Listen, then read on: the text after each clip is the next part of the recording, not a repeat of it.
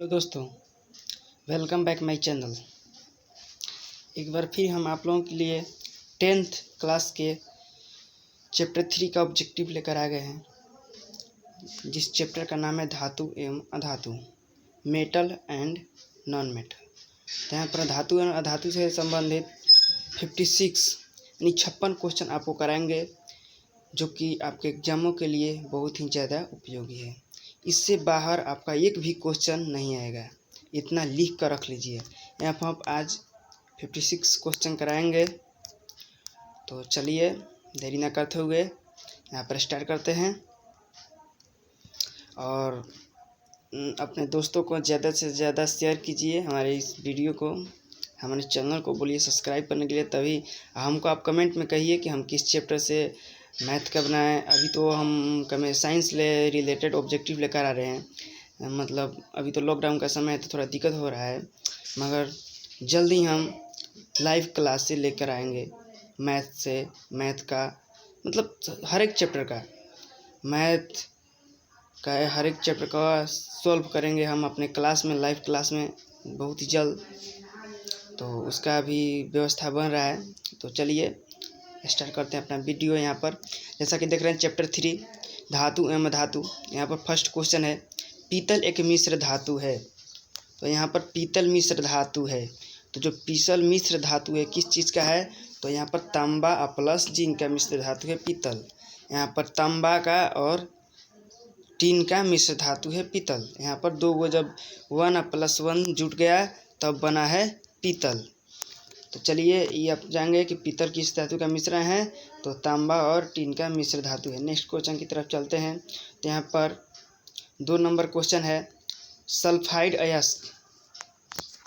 यहाँ पर 2 number question है कि जो सल्फाइड अयस्क है का सांद्रण किया जाता है। सल्फाइड अयस्क का सांद्रण यानी निष्कर्षण। तो सल्फाइड अयस्कों का निष्कर्षण कैसे किया जाता है? तो झाग पलवन विधि द्वारा किया जाता है निष्कर्षण। किसका? सल्फाइड अयस्कों का। चलिए 3 नंबर क्वेश्चन की तरफ चलते हैं। यहाँ पर 3 नंबर क्वेश्चन है,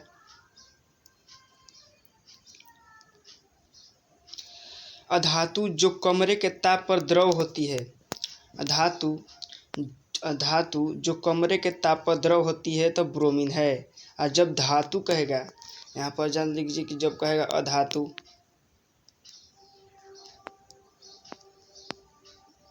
जब कहेगा धातु तो आपका Br ब्रोमीन।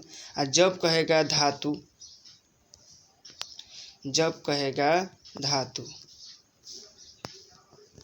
जब धातु कहेगा तो क्या हो जाएगा? यहाँ पर पारा हो जाएगा, पारा। लिख लीजिए, नोट कीजिए, कापी कलम ले लीजिए और इसको नोट कीजिए कि जब अधातु कहेगा, यानी जब कहेगा कि अधातु जो कमरे के ताप पर द्रव होती है तो उसका हो जाएगा आंसर ब्रोमीन, Br। और जब कहेगा कि धातु कौन सी होती है कमरे के ताप पर, तो उसका पारा हो जाएगा। चलिए नेक्स्ट क्वेश्चन की तरफ चलते हैं, 4 नंबर क्वेश्चन की तरफ। तो यहाँ पर 4 नंबर क्वेश्चन है, वह अधातु जो चमकीली होती है। वह अधातु जो चमकीली होती है, यानी कौन सी अधातु है जो चमकीली होती है? तो इसका आंसर हो जाएगा आयोडीन, जिसका सामान्य सूत्र क्या होता है? NaCl। आप जानते होंगे कि इसका सामान्य सूत्र क्या होता है? NaCl, जिसका उपयोग खाने में, घरों में किया जाता है। हाँ, घरों में, हमारे घरों में इसका उपयोग किया जाता है खाने में, ईट करने के लिए उपयोग किया जाता है। किसका? इसका आयोडीन का उपयोग किया जाता है ईट करने के लिए। चलिए नेक्स्ट क्वेश्चन की तरफ चलते हैं देरी ना करते हुए। 5 नंबर क्वेश्चन की तरफ चलते हैं। तो यहाँ पर है, विद्युत का सुचालक अधातु निम्न में से, मतलब यहाँ पर ऑप्शन निम्न में से कौन है? तो यहाँ पर ऑप्शन मतलब देगा आपको विद्युत का, हम केवल आंसर को टाइप करके ले गए हैं आपके लिए, मतलब ले आए हैं, आंसर को केवल टाइप कर दिए हैं। तो हम देखिए बोल रहा है कि विद्युत का सुचालक अधातु निम्न में से कौन है? तो वहाँ पर ऑप्शन रहेगा आपको 4 गो। तो यहाँ पर आपका इसका आंसर हो जाएगा करेक्ट, ग्रेफाइट या कार्बन। विद्युत का सुचालक अधातु, एक मतलब ऐसा अधातु जो विद्युत का सुचालक है, कौन सा है? तो ये ग्रेफाइट यानी कार्बन जो है विद्युत का सुचालक होता है। अब विद्युत का कार्बन जो है यहाँ पर विद्युत का सुचालक होता है। और जब कह देगा कि सबसे ज़्यादा यानी सबसे ज़्यादा या सबसे बड़ा विद्युत का सुचालक कौन है? तो यहाँ पर हो जाता है इसका आंसर चांदी। चांदी जो है सबसे ज़्यादा विद्युत का सुचालक होता है। चलिए नेक्स्ट क्वेश्चन की तरफ चलते हैं। तो यहाँ पर 6 नंबर क्वेश्चन है, आयनिक यौगिक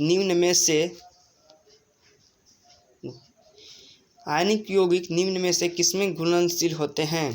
तो इसका आंसर हो जाएगा जल। जो आयनिक यौगिक होते हैं वो जल में घुलनशील होते हैं। चलिए नेक्स्ट क्वेश्चन की तरफ चलते हैं, 7 नंबर क्वेश्चन। तो 7 नंबर यहाँ पर क्वेश्चन है कि विद्युत तारों की वेल्डिंग के लिए उपयुक्त मिश्र धातु है। विद्युत तारों की वेल्डिंग के लिए प्रयुक्त मिश्र धातु है। तो इसका आंसर हो जाएगा सोल्डर। यानी जो विद्युत तारों की वेल्डिंग की जाती है जिससे, तो उस किससे की जाती है, उस यंत्र का नाम क्या है जिससे विद्युत तारों की सोल्डिंग की जाती है, वेल्डिंग की जाती है? तो उसका नाम है सोल्डर। चलिए नेक्स्ट क्वेश्चन 8 नंबर क्वेश्चन की तरफ चलते हैं। तो यहाँ पर 8 नंबर क्वेश्चन है कि चाकू से काटी जा सकने वाली धातु। यहाँ पर धातु देखिए, धातु बोल रहा है कि चाकू से काटी जाने वाली धातु कौन सी है? इसका आंसर हो जाएगा सोडियम। आप लोग जानते होंगे कि सोडियम को चाकू से काटा जा सकता है। यानी ऐसी धातु है जो सोडियम एक ऐसी धातु है जिसको चाकू से काटा जा सकता है। नोट कीजिए इस क्वेश्चन को भी यही क्वेश्चन है, एग्जामों में कई बार रिपीट हुआ है क्वेश्चन। ये हमारा जो 2021 का एग्ज़ाम है इसके लिए इसको नोट कीजिए कि बहुत ही ज़्यादा इम्पोर्टेंट है। चलिए नेक्स्ट क्वेश्चन की चलते हैं, नेक्स्ट क्वेश्चन की तरफ 9 नंबर क्वेश्चन की तरफ चलते हैं। तो यहाँ पर 9 नंबर क्वेश्चन की सोडियम धातु को रखा जाता है। सोडियम धातु को कहाँ रखा जाता है भाई? सोडियम धातु को रखा जाता है, यहाँ पर बोल रहा है कहाँ रखा जाता है भाई? तो मिट्टी के तेल में। मिट्टी के तेल में सोडियम धातु को रखा जाता है। यदि उसको बाहर निकालेंगे तो भाई मिट्टी के तेल में क्यों रखा जाता है? तो इसलिए रखा जाता है क्योंकि जब भी सोडियम धातु को बाहर निकालेंगे हम तो ऑक्सीजन से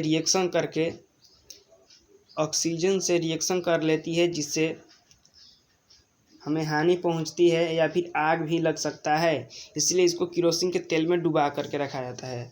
चलिए 10 नंबर क्वेश्चन की तरफ चलते हैं। यहाँ पर 10 नंबर क्वेश्चन है, सोडियम के टुकड़े को यदि पानी में डाला जाए तो वह मतलब क्या होगा? सोडियम के टुकड़े को यदि पानी में डाला जाए तो क्या होगा? अभी तो आप पढ़े कि सोडियम को केरोसिन के तेल में डुबा कर रखा जाता है। अब ये क्वेश्चन कर रहा है कि सोडियम के टुकड़े को यदि पानी में डाला जाए तो क्या होगा? तो तैरता हुआ जलने लगेगा। यहाँ पर हम बोल रहे हैं, आपको पहले ही बताएं कि जो ऑक्सीजन से रिएक्शन करके क्या होता है तो अग्नि उत्पन्न करता है, ऊर्जा उत्पन्न करता है यहाँ पर। तो यहाँ पर वो मतलब क्वेश्चन एक यहाँ पर पूछ दिया 10 नंबर में कि सोडियम के टुकड़े को यदि पानी में डाल दिया जाए तो क्या होगा? तो तैरते हुए जलने लगेगा, यानी उसमें आग उत्पन्न हो जाएगी, जलने लगेगा। चलिए नेक्स्ट क्वेश्चन की तरफ चलते हैं। यहाँ पर 11 नंबर क्वेश्चन, कास्टिक सोडा का रासायनिक सूत्र है।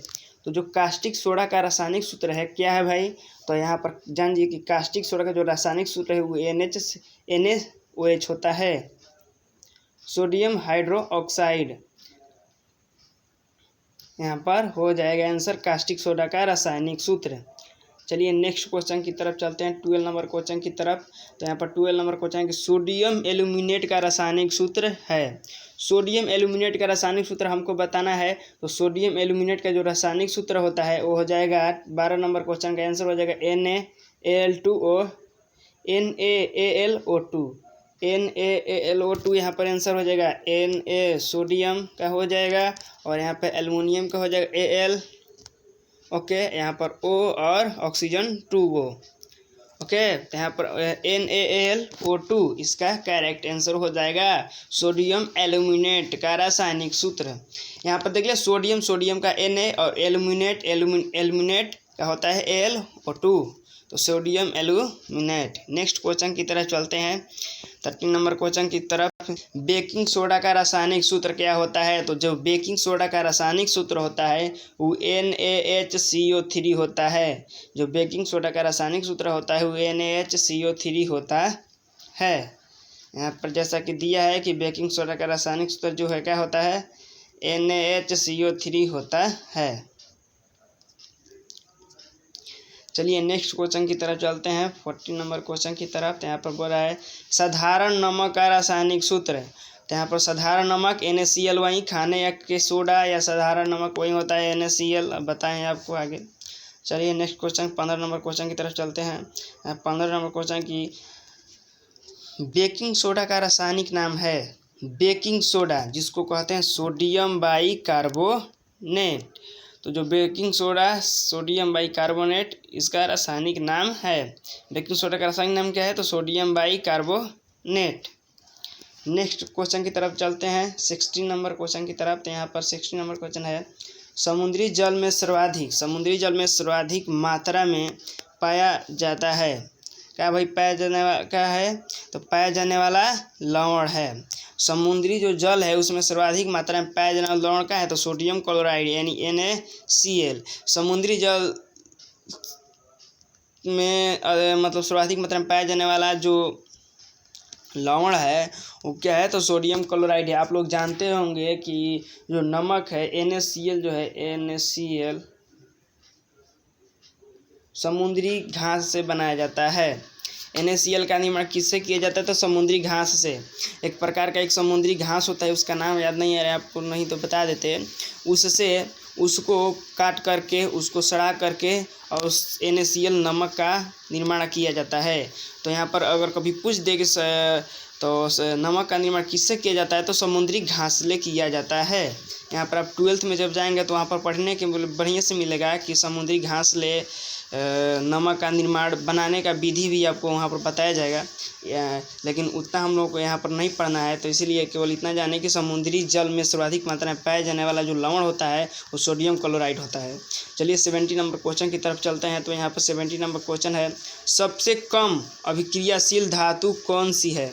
सबसे कम अभिक्रियाशील धातु कौन सी है जो सबसे कम अभिक्रिया करती है? तो उसका आंसर हो जाएगा सोना और चांदी। जो सोना और चांदी है वो सबसे कम अभिक्रियाशील धातु है। यहाँ पर चांदी तो जानते ही हैं कि विद्युत का सर्वाधिक सुचालक धातु है चांदी, सबसे ज़्यादा सुचालक है चांदी। सोना को तो आप जानते ही हैं। चलिए नेक्स्ट क्वेश्चन 80 नंबर क्वेश्चन की तरफ चलते हैं। तो यहाँ पर 80 नंबर क्वेश्चन है कि 1 ग्राम सोने से कितनी लंबी तारें खींची जा सकती है? तो 1 ग्राम सोने से कितनी लंबी तारें खींची जा सकती है? 2 किलोमीटर। ये बहुत बार क्वेश्चन पूछता है, इम्पोर्टेंट क्वेश्चन है, इम्पोर्टेंट क्वेश्चन है ये, देख लीजिएगा। बोल रहा है कि 1 ग्राम सोने से कितनी लंबी तारें खींची जा सकती है? तो इसका आंसर हो जाएगा 2 किलोमीटर तक लंबी तारें खींची जा सकती है, यानी 2000 मीटर। नेक्स्ट क्वेश्चन 90 नंबर क्वेश्चन की तरफ चलते हैं। तो यहाँ पर 90 नंबर क्वेश्चन है सबसे अधिक अभिक्रियाशील धातु कौन सी है? सबसे अधिक अभिक्रियाशील धातु यहाँ पर हम पीछे पढ़े हैं कि सबसे, यहाँ पर हम पढ़े कि सबसे, यहाँ पर सबसे कम अभिक्रियाशील धातु सोना और चांदी है। यहाँ पर क्वेश्चन दे दिया 90 नंबर में सबसे अधिक अभिक्रियाशील धातु कौन सी है? तो इसका आंसर हो जाएगा लिथियम पोटेशियम एंड सोडियम। जो लिथियम पोटेशियम एंड सोडियम है वो सबसे अधिक अभिक्रियाशील धातु है। लिथियम पोटेशियम सोडियम Lp, यहाँ पर एक ट्रिक भी आप लोग जान सकते हैं, Lp&S, ठीक है। सोडियम या फिर N भी मान सकते हैं, या फिर S से मानिए ना, LPS मानिए तो Lp और S। LPS का है भाई तो सबसे अधिक अभिक्रियाशील धातु है, और S और SCH जो है, SC चाहे जान जाइए कि SC जो है वो सबसे कम अभिक्रियाशील धातु है, और जो LPS है वो सबसे अधिक अभिक्रियाशील धातु है। यानी लिथियम पोटेशियम जो सोडियम है, लिथियम पोटेशियम सोडियम सबसे अधिक अभिक्रियाशील धातु है। चलिए 70 नंबर क्वेश्चन की तरफ चलते हैं। तो यहाँ पर दिया है कि हीरा किसका अवरूप है? मतलब हीरा किसका अपरूप है? अपरूप के बारे में आप लोग जानते होंगे। तो किसका अपरूप है? तो कार्बन का ही रूप है, अपरूप है हीरा, कार्बन का ही अपरूप है हीरा। सबसे कठोर पदार्थ यदि क्वेश्चन में आपको कभी भी पूछेगा कि सबसे कठोर पदार्थ, सबसे कठोर पदार्थ, तो ये भी हो जाएगा हीरा, ये भी आंसर हो जाएगा हीरा। जान जाइएगा, सबसे कठोर पदार्थ यदि पूछेगा तो हीरा इसका आंसर हो जाएगा। कार्बन का क्या है, अपरूप है हीरा। चलिए नेक्स्ट क्वेश्चन 71 नंबर क्वेश्चन की तरफ चलते हैं। तो यहाँ पर 71 नंबर क्वेश्चन, जब कोई धातु कठोर सतह से टकराती है तो आवाज़ उत्पन्न होती है, उसे क्या कहते हैं। तो यहाँ पर क्वेश्चन कर रहा है कि जब कोई धातु कठोर सतह से टकराती है तो एक आवाज़ उत्पन्न होती है, ना टकराती है तो एक आवाज़ उत्पन्न होती है, उसे क्या कहते हैं, उस सब आवाज़ को क्या कहते हैं। तो उसको कहते हैं, क्या कहते हैं, सोनोरस। सोनोरस कहते हैं उसको। जब कोई धातु कठोर सतह से टकराती है तो एक आवाज़ उत्पन्न होती है, तो उसे क्या कहते हैं, सोनोरस कहते हैं। नेक्स्ट क्वेश्चन की तरफ चलते हैं 72 नंबर क्वेश्चन की तरफ। तो यहाँ पर 72 नंबर क्वेश्चन में दिया है कि ऐसा धातु का नाम बताएं जो कमरे के ताप पर द्रव होती है। तो यहाँ पर देखिए पारा, यहाँ पर हम वहाँ पर आपको बताए थे कि यदि धातु कहेगा, यहाँ पर अगर धातु कहेगा तो पारा, और वहाँ पर क्वेश्चन में क्या कहता है, अधातु। अधातु बोला था, तो अधातु कहेगा तो क्या हो जाएगा, Br यानी ब्रोमीन। चलिए नेक्स्ट क्वेश्चन की तरफ चलते हैं। तो यहाँ पर 73 नंबर क्वेश्चन है, एक ऐसी धातु का उदाहरण दें जिसे चाकू से आसानी से के साथ काटा जा सकता है। तो यहाँ पर सोडियम इसका आंसर हो जाएगा। देखिए पहले ही आपको बता दिए हैं हम कि चाकू से काटा जा सकता है किस धातु को, तो सोडियम को। सोडियम को क्या किया जाता है, यहाँ पर सोडियम से 3-4 क्वेश्चन बना है कि सोडियम को क्या किया जाता है। तो सोडियम को केरोसिन तेल में डुबा कर रखा जाता है, फर्स्ट में केरोसिन तेल में डुबा कर रखा जाता है। सेकेंड में हो जाएगा कि जब पानी के ऊपर सोडियम को रखा जाता है तो क्या करता है, तैरने लगता है, आग उत्पन्न करता है। 3 नंबर में यहाँ पर हो जाएगा कि क्या, ऐसे धातु का उदाहरण दे जिसे चाकू से काटा जा सकता है। तो यहाँ पर 3 क्वेश्चन केवल सोडियम से बना, Na इसका होता है सोडियम। नेक्स्ट क्वेश्चन की तरफ चलते हैं 74 नंबर क्वेश्चन, ऐसे अधातु का नाम बताएं जो सामान्य ताप पर द्रव अवस्था में पाया जाती है। ऐसे अधातु का नाम, यहाँ पर देखिए वहाँ पर भी क्वेश्चन रिपीट क्वेश्चन कर दिया। यहाँ पर अधातु, ऐसे धातु का नाम बताएं जो सामान्य ताप पर द्रव अवस्था में पाई जाती है, इसका आंसर हो जाएगा ब्रोमीन। नेक्स्ट क्वेश्चन की तरफ चलते हैं 75 नंबर क्वेश्चन की तरफ चलते हैं। तो आप बोल रहा है कि एक ऐसी धातु का नाम लिखें जो ऊष्मा का सबसे कम चालक हो, यानी ऊष्मा का सबसे कम चालक हो। तो लेड हो जाएगा इसका आंसर, लेड, पीबी जो इसका फॉर्मूला होता है माफ़ कीजिएगा, यहाँ पर पी और बी, यहाँ पर पीबी इसका आंसर हो जाएगा, पीबी लेड। एक ऐसे धातु का नाम बताइए, लिखें, क्या होता है, जो ऊष्मा का सबसे कम चालक होता है। तो सबसे कम चालक कौन होता है, तो लेड होता है, पीबी होता है। नेक्स्ट 76 नंबर क्वेश्चन की तरफ चलते हैं। तो यहाँ पर 76 नंबर क्वेश्चन है कि उस धातु का नाम बताएं जो विद्युत के प्रवाह को तीव्र प्रतिरोध कर सकता है, यानी जो विद्युत का प्रवाह है उसको तीव्र कर सकता है, तेजी से प्रवाहित कर सकता है। उस धातु का नाम बताएं जो विद्युत के प्रवाह को तीव्र कर सकता है, तीव्र प्रतिरोध कर सकता है, तीव्र गति से उसको रोक सकता है। इसका आंसर हो जाएगा पारा। पारा जो है विद्युत के प्रतिरोध को तीव्र कर सकता है। नेक्स्ट क्वेश्चन की तरफ चलते हैं 77 नंबर क्वेश्चन। यहाँ पर 77 नंबर क्वेश्चन की ऐसी धातु के नाम बताएं जो अघातवर्ध तथा तन्य हो, यानी ऐसी धातु का नाम बताना जो अघातवर्ध तथा तन्य होता है। इसका आंसर हो जाएगा सोना तथा चांदी, जो अघातवर्ध और तन्य होते हैं। इस पर कितना भी मारिएगा इससे लंबी लंबी तारें खींची जा सकती है। यहाँ पर जैसे सोना में देखें आप कि वहाँ पर बताया गया कि 10 ग्राम सोना में 10 ग्राम था कि ये 1 ग्राम था, वहाँ पर बोला था 200 किलोमीटर 2 किलोमीटर तक तारें खींची जा सकती है, वहाँ पर बोला गया था।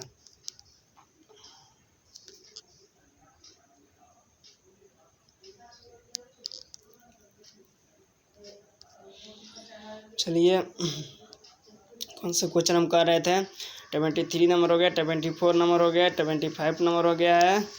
यहाँ पर 78 नंबर क्वेश्चन हमको करना है। यहाँ पर सोना और चांदी हो गया। ऐसी धातु का नाम बताएं तो अघातवर्ध तन्य होती है, ये तो हो गया है। चलिए नेक्स्ट क्वेश्चन की तरफ चलते हैं। यहाँ पर 78 नंबर क्वेश्चन, यहाँ पर 78 नंबर क्वेश्चन है कि एक ऐसी धातु का नाम लिखें जो हथेली पर रखने से पिघलता हो, मतलब हथेली पर रखने के बाद पिघलने लगता हो। तो इसका आंसर हो जाएगा गैलियम, यानी गैलियम जो है एक ऐसी धातु है जिसको हथेली पर रखने पर क्या करता है ये, तो ये पिघलने लगता है, हथेली पर रखने पर ये पिघलने लगता है।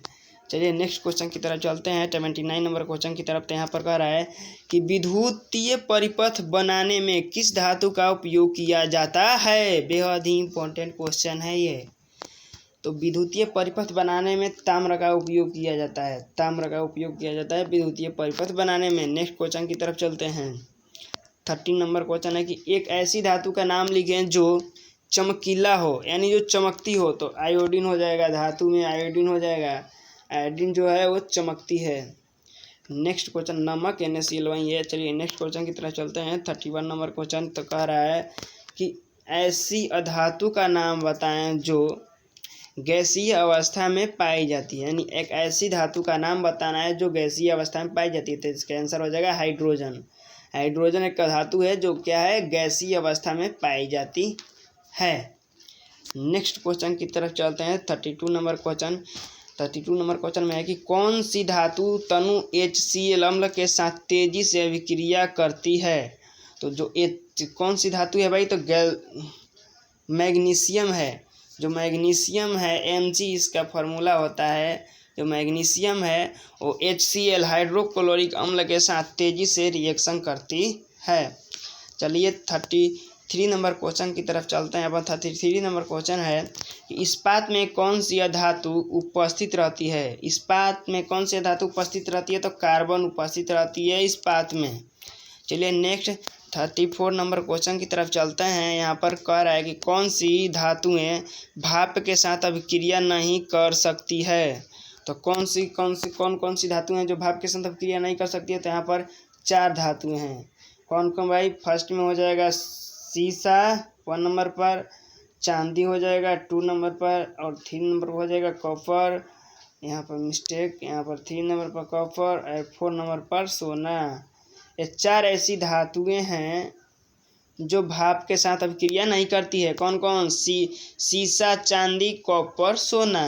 सीसा, चांदी, कॉपर, सोना। सीसा, चांदी, कॉपर, सोना। यहाँ पर चांदी और सोना तो अब याद हो गया होगा। यहाँ पर सीसा और कॉपर रट लीजिए, इसको नोट कर लीजिए क्वेश्चन को। चलिए नेक्स्ट क्वेश्चन की तरफ चलते हैं, 35 नंबर क्वेश्चन। मिश्र धातु में एक धातु पारा हो तो उसे क्या कहते हैं।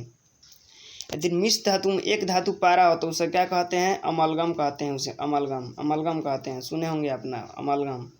चलिए नेक्स्ट क्वेश्चन की तरफ चलते हैं, 36 नंबर क्वेश्चन कह रहा है कि कौन धातु कमरे के ताप पर ठोस नहीं होती है। तो कौन सी ठोस नहीं होती है, तो पारा जो है वो द्रव होती है, कमरे के ताप पर ठोस नहीं होती। चलिए नेक्स्ट क्वेश्चन की तरफ चलते हैं, 37 नंबर क्वेश्चन कह रहा है कि मरकरी किस धातु का नाम है। तो मरकरी पारा को ही कहा जाता है, मरकरी पारा को ही कहा जाता है। Hg इसका फार्मूला होता है, Hg मरकरी।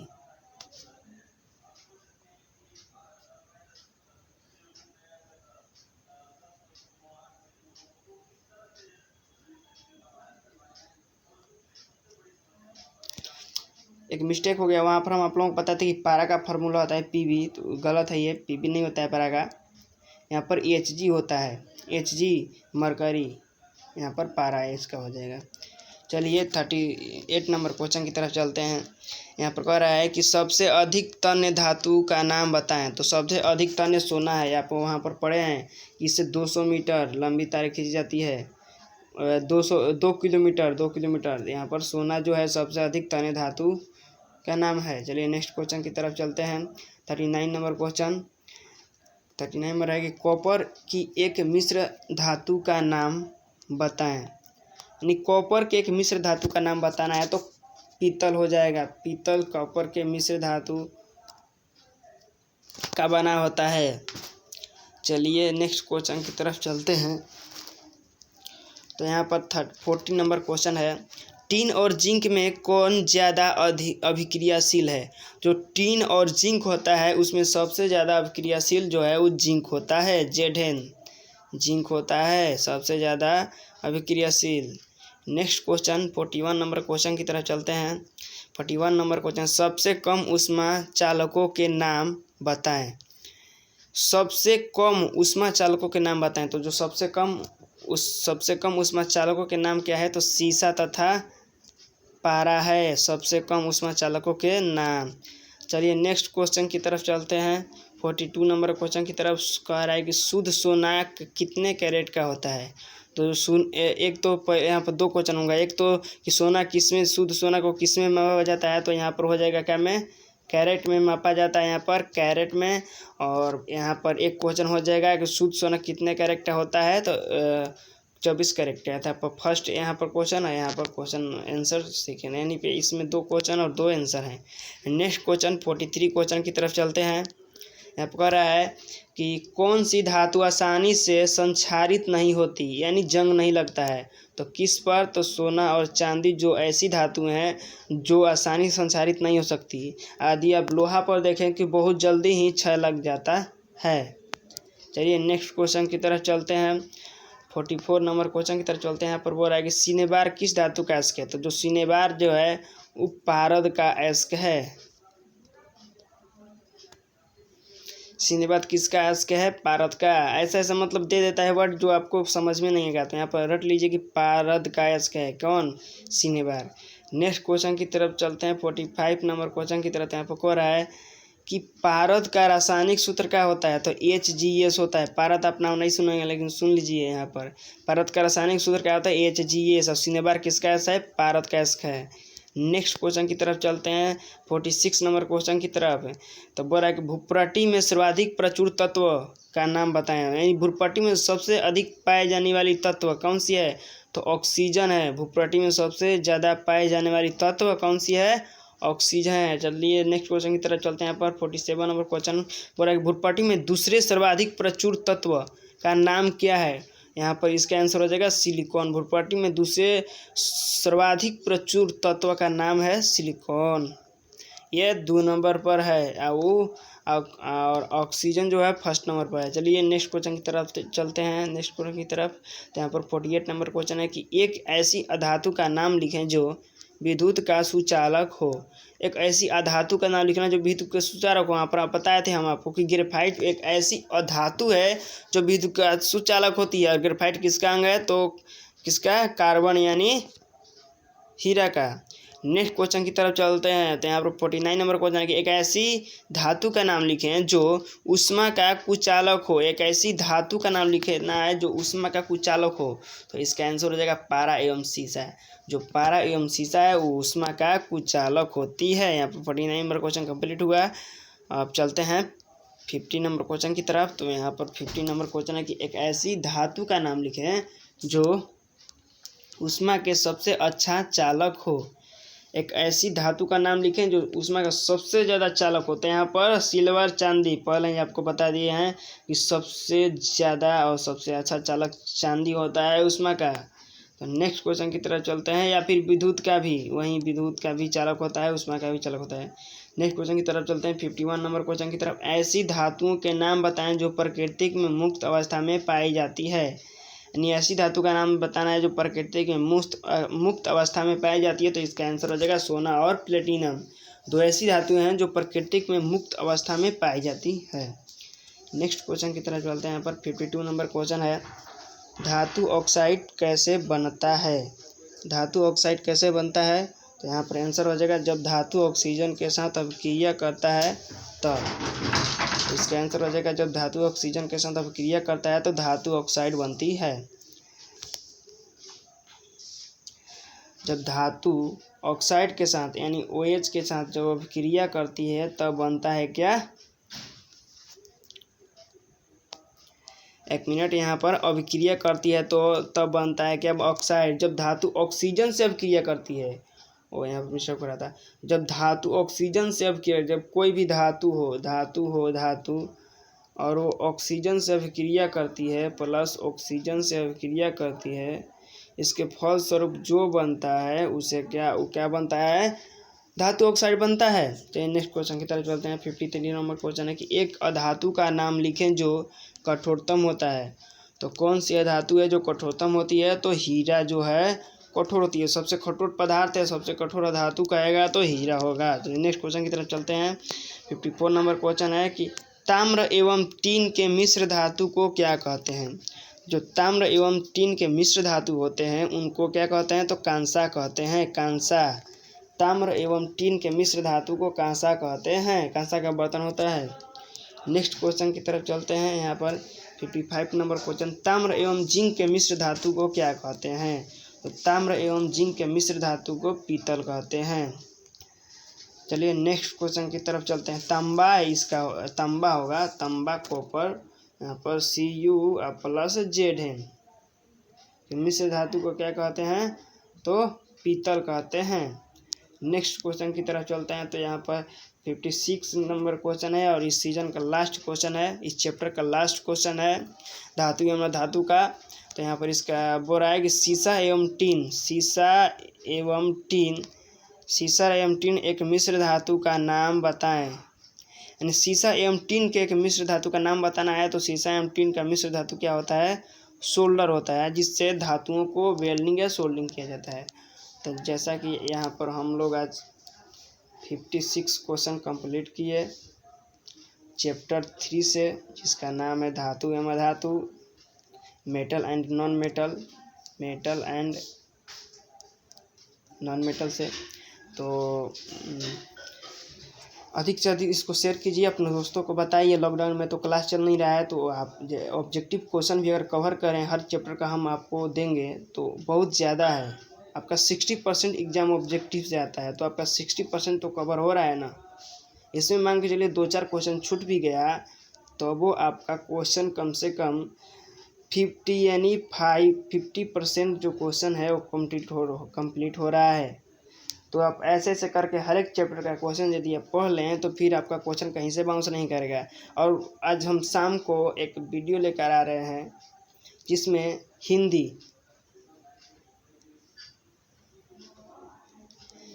हिंदी के लेखक यानी